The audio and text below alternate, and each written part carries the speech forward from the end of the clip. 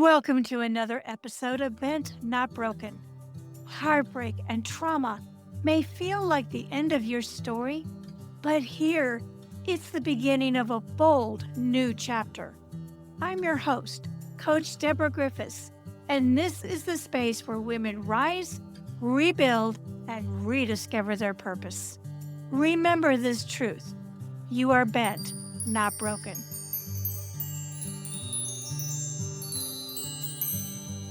Today's guest is Dr. Robin Buckley, an executive coach with a PhD in clinical psychology and a specialization in cognitive behavioral methods.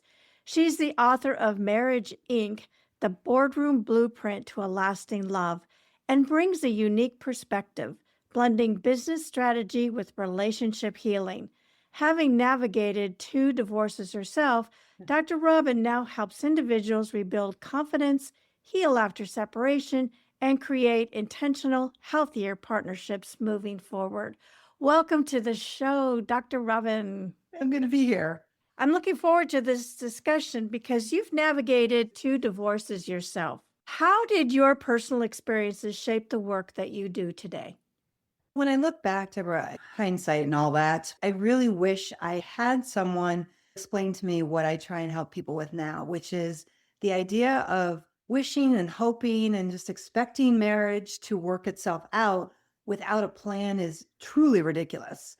I'm going to assume, Deborah, that there's very little in your life that you don't plan if you want it to be successful. We plan our vacations, we plan our finances, we plan our careers, we plan our meals. And yet, when it comes to marriage, we wing it. And that's just crazy. It's too important of a construct for us to not have some strategy. And I do really wish I fell into the whole Disney Hallmark rom-com idea of marriage instead of, oh, maybe I want to really put some intention to this. It's like we want to meet our Prince Charming, and we're wishing that life will be happily ever after as soon as the prince puts the right shoe on Cinderella. Right. And Yeah. that's lovely. But how do we meet the prince? And where are the discussions with the prince? And what happens after the shoe fits? There's a lot of things that I do know couples could head off if there was a plan. What inspired you to connect boardroom strategy with marriage and partnership? I have to give credit to my clients. I was doing a lot of work with female CEOs and business owners, and they would come and talk with me about business and career issues. Inevitably, we talk about, well, there was this conflict at work and they managed it really well, or there was this strategy session and they were able to really take the leadership role. Then they bring up their personal relationships, marriages or committed relationships. And I'd say to them, well, you just did that at work. What strategies or skills did you use at work that you could do with your marriage? And they say, oh, no, that's different. It's marriage. And it got me thinking, why is it different? Why couldn't you use the communication skills or the conflict resolution skills or the strategic planning in your marriage because you do it so well at work? I started really applying a lot of the leadership and business strategies when we would talk about their relationships. It wasn't this deep dive into the emotional aspect or the past. It was here and now and in the future. Many people after divorce feel like they've failed.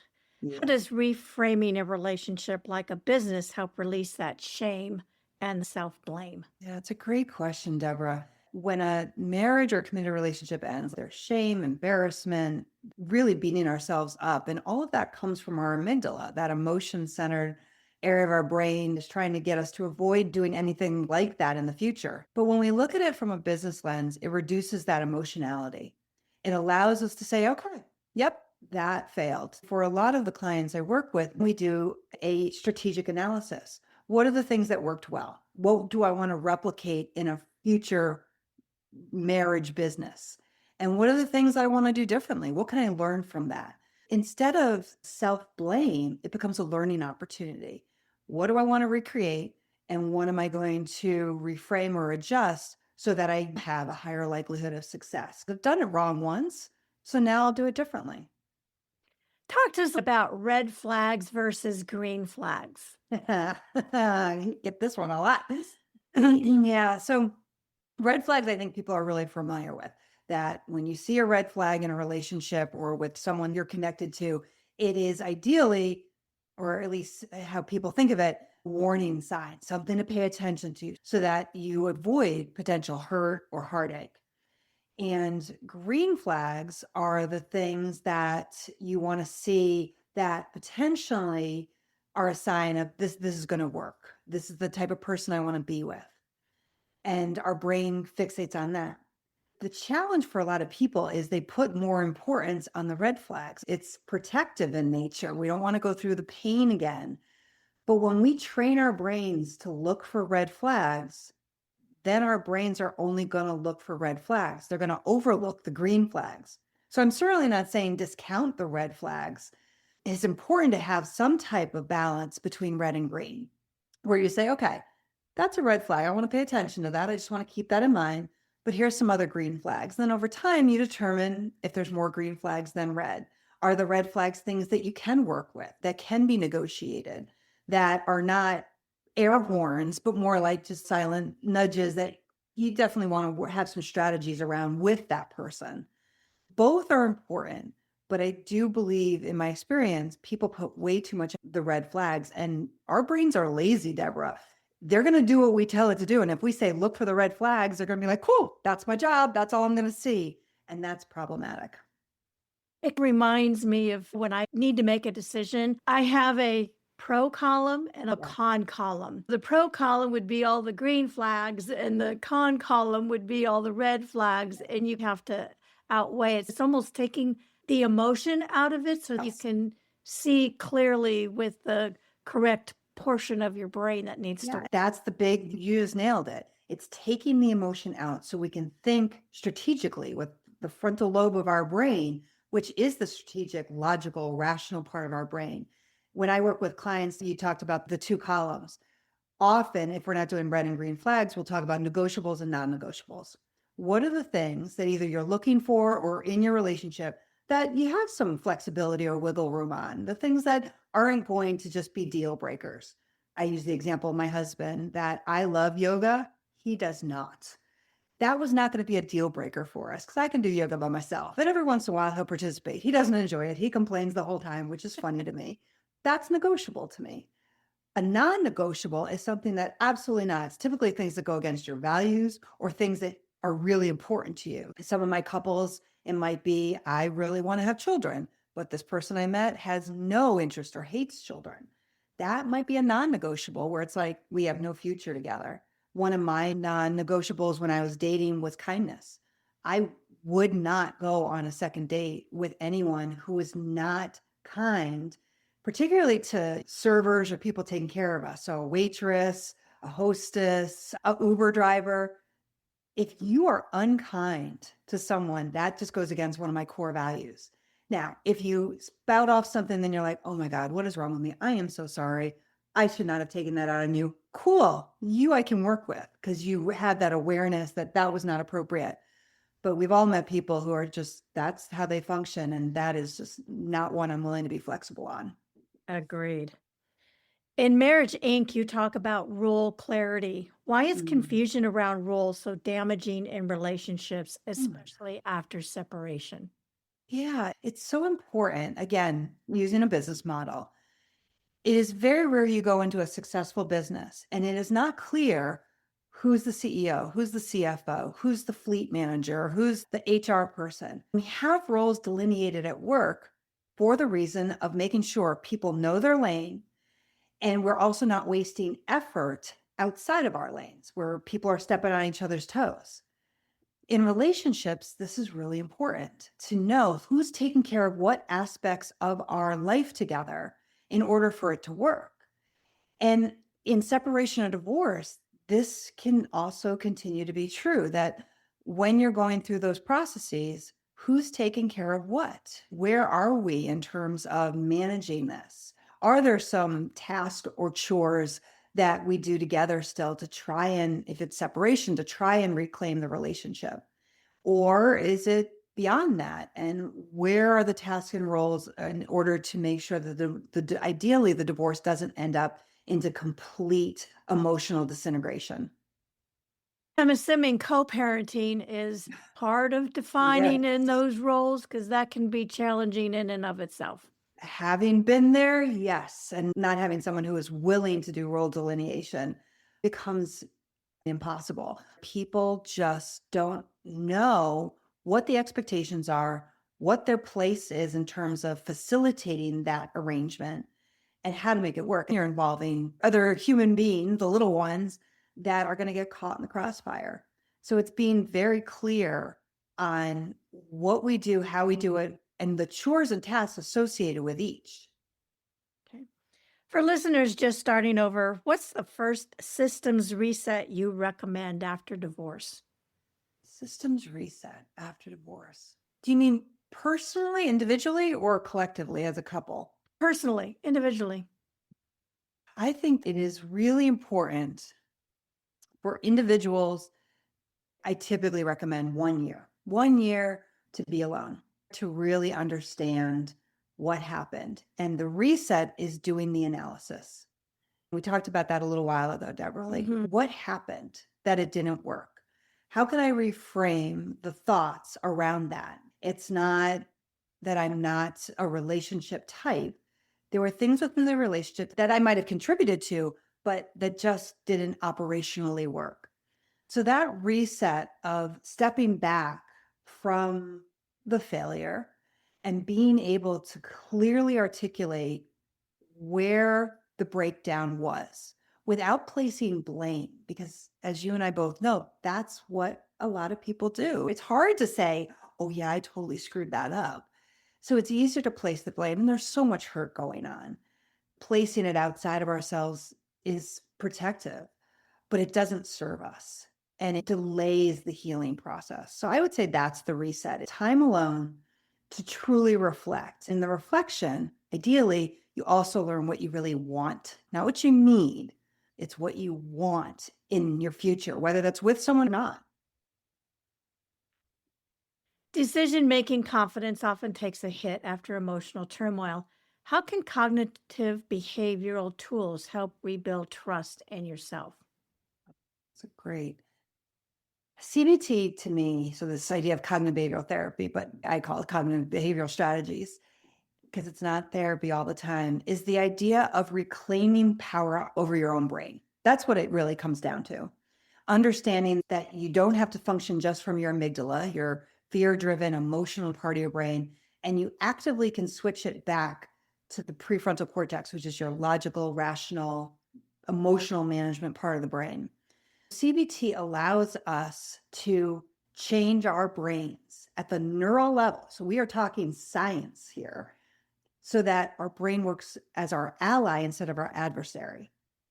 That's where CBT comes into play. I'll say to my clients all the time, the strategies are easy. These are not rocket science. The challenge is developing the strategies into habits so that you start to do them faster. And then over time, you do them automatically.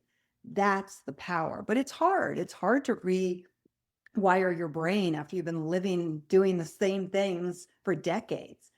But when you start to apply strategies based in cognitive behavioral research and science, your brain starts to function the way you want it to. And when it comes to healing and developing future relationships, that is incredibly powerful to have this wonderful organ actually working with you instead of against you. Now, I'm curious for women and men coming out of toxic relationships Mhm. that have been living a lot in that fight or flight mode, does Yes. it take longer for them to come and retrain their brain with the CBT? I would say absolutely yes. I'd love to say, no, it's so easy that it doesn't take them any time at all. But of course it does, because when we're in triggering or traumatic or toxic situations, our brain learns faster. And those neural connections get established strong again from that protective, hypervigilant aspect. So, yeah, it's going to take extra time to get rid of those neural passages that were there for our protection and that hypervigilance and build the neural pathways that are actually going to facilitate relationships and not hold us back in that defensive mode. It breaks my heart when people say, well, that's just who I am. I'm like, no, it's not. This is not your personality. This is not something you can't undo. This is simply your brain. It's been wired for one type of relationship. And thankfully, now it'll take some work, but you can rewire it so that it functions differently in a healthy relationship. Communication breakdown is a common theme in divorce. What's one practical communication framework listeners can apply immediately? In a relationship they're trying to make work or when they're in divorce. Probably that they're trying to make work. Let's talk with that one first. Yeah, I like that one too. So when it comes, you're absolutely right. Communication might be the number one. If I actually was going to pick one thing, I think that would be the one thing I would tell couples to focus on. So when it comes to communication, I would say that the initial, an easy one, we'll start with an easy one to build communication. And again, it sounds silly, but is assigning chores. Let me explain that. When I talk to couples and I say, okay, communication, they usually, sometimes they roll their eyes or they sigh. So I want it to be simple for people. Assigning roles is easy. You sit down together. This is not a dictatorship. You don't sit down and tell your partner what they're going to do and what you're going to do. You sit down together and you say, okay, what are the logistics of how we manage our life? What are the details weekly that are necessary for us to take care of? Taking out the garbage, emptying or filling the dishwasher, changing the cat litter, whatever it is. And you talk together about who's going to do what. Maybe it's that I am way better at putting dishes in the dishwasher because I am a ninja when it comes to that. Like I was good at Jenga, I'm good at adult Jenga with the dishwasher. So that would be something I would like to do. And your partner says, cool, because I'm like a raccoon on meth when it comes to filling the dishwasher. So that role is assigned. I have a better sense of smell. I can pick up when the garbage is just about to turn. I'm going to be the one to take care of the garbage. Cool. Okay. We both hate the cat litter. We can either do rock, paper, scissors, or we can decide I got it one week, you got it the other week. It is a easy, low level, typically not emotional way to start to build communication. Because it's not just you do this, I do that. It's the why. Why should I be the one? Is it my strength? Is it my preference? Do I like it? It's an easy way for couples to just start, especially the ones that the communication is really broken down, because it's not about emotion. It's not about the romance or love of their relationship. It's just logistics. So it's a very safe place to start. And then after that, there's lots of other ways to build connection and communication. I like that because I think sometimes we get caught in the little things like taking out the trash. And over time, it can build resentment. You're absolutely right. When couples blow up over you didn't put your socks in the hamper, it's never about the socks. It's the 20 other things that happened. And it's still not about those 20 things. It's about not feeling heard, feeling overlooked, feeling disregarded. That's what it really is about. So if you can start to do, as you said, those little things, and I heard you say you're going to take care of the garbage, and then you did, that's building trust. So you've accomplished so many things in this simple act of assigning chores together, because I will underscore the together. This, again, is not an authoritarian approach. It is having the communication together to take care of that. And then the next step goes a little deeper. How can someone use goal setting, not just in dating or relationships, but in rebuilding their life after divorce? Oh, yeah, I remember this. Goal setting is interesting that year after a divorce, ideally a year or more after divorce, is really understanding what you want, not just in a relationship, but more importantly, what do you want in your life? What does that look like? Because once we can establish that for ourselves, then we can communicate it to any potential future partners. And I think that's the mistake a lot of people make, that we get caught up in relationships, we get caught up in planning a potential wedding, and we don't really think about how all of that is going to line up with where we want to get to in the future. And after divorce, at least what I've witnessed, is people all of a sudden have this open space ahead of them. And it's like, I don't even know where to start. I don't know what I want, especially if it's a divorce that it was a 25-year marriage. And I haven't even thought about that in 25 years because it was always about everybody else or providing for the family. So when you're able to sit down and ask one question, what do I want? And sometimes it takes people weeks to months to just let that question settle. Not what I need, what am I looking for? It's what do I want? And I love those conversations with clients because listening to them all of a sudden say, oh, Oh my gosh, I used to love to throw pottery in college. I haven't thought about that in decades. I'm going to go try that. How cool is that? Or I haven't even thought about my physical health in decades. What's something I'd really love to do with that? I don't know, but let me go try Pilates. Let me go try yoga. Let me go try a spin class because I don't know what I like. It's really exciting to watch people start to ask the want question and start to explore. So it's really going back and getting in tune with yourself, maybe Yes. your younger version of yourself of what Yeah, aspirations sometimes. and dreams that you had that maybe got put aside and Exactly. you want to revisit. And granted, some of the aspirations and dreams change over time. For Our likes and dislikes can change over time as we experience life. But yeah, I like that. It's yeah, like looking at a blank canvas and yes. now you get to paint the picture is like, well, what picture do I want to paint? Yes. And the want is key because when we say we need something, again, going back to the neuroscience, it triggers our amygdala that, oh my God, I need this. I'm desperate for it. I should have it. I need, I must do this instead of what do I want? That's where, when you talk about goal setting, that's what allows the prefrontal cortex to jump in because now it's remembering, it's thinking, it's processing instead of, oh my God, I got to do this, which shuts down creative thinking and planning. What do you say to someone who's afraid of entering a new relationship because they don't trust themselves anymore? That's so hard. Usually, I teach people a lot about how their brain works. And I know we've talked about it several times in our conversation. Because when we understand that your lack of trust is coming from a protective place in your brain, it's concrete. This is not theoretical. Your amygdala is trying to get you not to do things that might result in the same kind of hurt. That's all that's happening. That when you don't trust yourself, your brain is actively trying to say, don't do it again because it didn't work out so well last time. And when people begin to realize that it's not some flaw in their personality, it's just their brain trying to take care of them, that reduces the emotionality and the self blame. People begin to explore the more rational thinking of, okay, this is not about trusting myself. This is about getting the part of my brain that can think about this more logically online. And how do I do that? And then going through some strategies to do that. People are so hard on themselves after the end of a relationship. Sometimes it's just, okay, what's my brain trying to do here? And how can I get it to do what I want it to do? Looking back now, what's one lesson from your own divorces that completely changed how you define success and love? Oh, one, just one, Deborah. Okay. I would say,